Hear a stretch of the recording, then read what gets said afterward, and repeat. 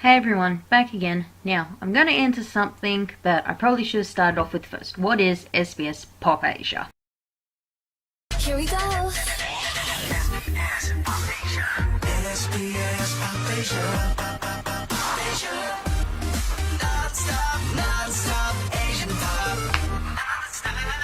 SBSpopasia. You're watching SBSpopasia. Okay, SBSpopasia started off to start with as a digital radio station that you can get online on any digital radio in Australia on iPhone or Android devices. Now, SBSpopasia, it relates to all music coming out of Asia, whether it be Korean, Japanese, Chinese, Taiwanese, Vietnamese, but the majority of it is Korean because, as all of us know, Korean is the most popular. But SBSpopasia has done a lot for the growth of Asian music and culture in Australia. And today's video is going to help show how that's happened, in a way.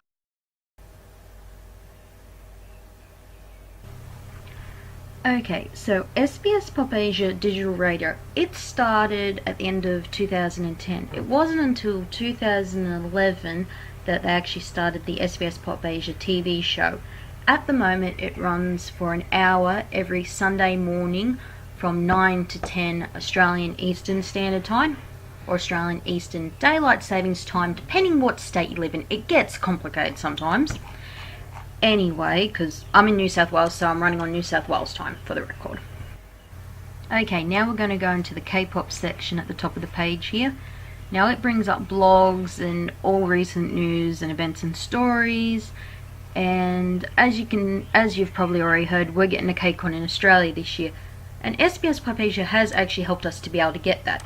And I've already gone through this, voting for who you'd really like to come down here. I'm not saying that we're going to get those artists, but it's nice to get an idea of what people would really like to see. As you can see in the girls section, Blackpink's winning, and also in the boys section, BTS is winning. But it doesn't surprise me there. And I kind of forgot about this other section at the bottom, other artists. At the moment in the other artists, I really like Carter, so I'm voting for them. And surprisingly, they're actually doing really well as well at the moment. Okay, now a quick look at the YouTube page. The YouTube channel is really worth checking out, especially if you want to see interviews by some of your favourite artists, because all the SBSpopasia interviews are English subbed, so that's really good, especially when you don't understand the language. Anyway, they do a lot of different videos, there's interviews, reactions, reviews, shout outs, and then there's also this playlist here, you got Prince Mac's diaries, and goofy moments and stuff, and Andy True's vlogs when he's travelled and that, and it's really worth checking out. Okay, now, SBSpopasia also has Facebook and Twitter pages, as a lot of you may or may not already know, and like all Facebook and Twitter pages, they keep us up to date with news and current interviews and reactions and general stuff going on in the Asian pop world. And like I said, it's not just Korean, it looks at everything too, but as a lot of us know, Korean is the most popular at the moment. And there's a video coming up I want to show you, so you should really check it out, it is really beautiful. You're watching SBSpopasia. I'm Andy True, hanging out in studio with YouTube stars Tuesday Valley. Now you guys came here thinking you're going to play Mozart. Stop! I've got a challenge for you. There's a band called BTS. I challenge you guys to learn BTS Blood, Sweat and Tears in 5 minutes.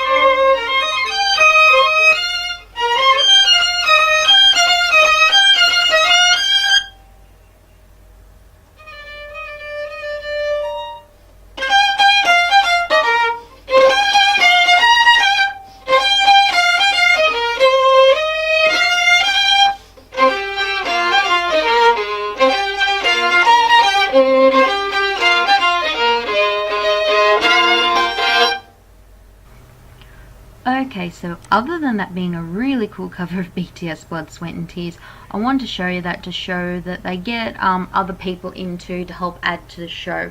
And they also do like a lot of radio shows which you can also download as podcasts too. Like there's the One Way to Be a K-pop Star, which is Peter Hyun's one. That Dodo Show, I think I pronounced that one right. My Chomi, Ichi Kimji, The Prince Macau.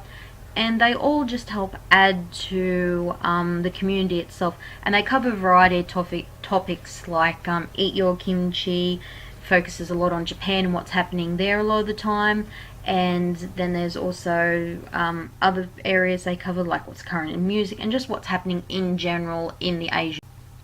Now, SBSpopasia TV started in 2011, and the first music video that they ever showed on the first show was 21's I Am the Best. Now, we started off with Jamaica Dela Cruz as the radio host and also the host for the TV show. She did leave SBSpopasia in 2016. So far now, the current TV host is Annie True. I think he joined in like 2014, I think. Probably earlier than that, because I haven't been in the community since the TV show started, for the record. And then we've got Nat Tran, who now runs the radio side of it. And occasionally, Andy True will turn up in the studio and annoy the hell out of her, so I do feel sorry from her from time to time. And Andy True is a big Aussie dag, so a lot of the goofy videos and that, blame. SBSpopasia also run competitions through the mobile app or the radio show or both, depending on what kind of competition it is. They have tickets to movies or concerts, they have albums, signed, unsigned, they have anime DVD sets, they also have other K-pop merch in general. All just kind of depends what's going on, but they do run these competitions regularly. Okay. So in 2011 there was a K-pop music festival in Sydney, and it had a lot of Korean acts come down to perform for it. We had TVXQ, Girls' Generation, Shiny, Beast, 2AM, CN Blue, 4 Minute, Secret, Miss A, Sister, MBLAQ and Kara. And SBSpopasia was there from the beginning, helping to promote this big time and get it more widespread and more known. And it was through this and other events since then, and as SBSpopasia has grown and shown more to the wider community, because SBSpopasia is actually really mainstream TV and radio in Australia. Even though we're small and, okay, we don't have a zillion channels or radio stations and that, but it is still very, very mainstream. And SBSpopasia, we have a lot to thank for them, because if it wasn't for them, K-pop wouldn't be anywhere near where it is, or Asian pop in general, to the degree it is now. Because we have a lot of international artists and acts that come down here and now perform. Sure, we whinge and bitch a bit because of all the money, but that's part and parcel being a fan. You always want to go see your acts. Even if all your favourite ones come in the same year, which is always tragic. TT. But SBSpopasia, we have a lot to thank them for. Well, that's today's video, and I hope you got a better idea about SBSpopasia and how it has helped over the last 6 years, not just to nurture, but to help really grow this community to what it is now. Because if it wasn't for them, we wouldn't be where we are now. We wouldn't be at the point where we're even able to get our own K-Con, for instance. And I'd like to thank SBSpopasia, because if it wasn't for them, we all wouldn't be where we are now in Australia with K-pop and Asian pop in general. I also like to thank them for sucking me down the hole and selling my soul to the K-pop devil, because like I'm so obsessed with K-pop now, it ain't funny. But in general, thank you SBSpopasia, and to all the hosts and the crew and the people that have put in the hours to help make SBSpopasia what it is, and also to help Asian pop grow in Australia to what it is today. Thank you. Anyway, this is Ezra, under and out.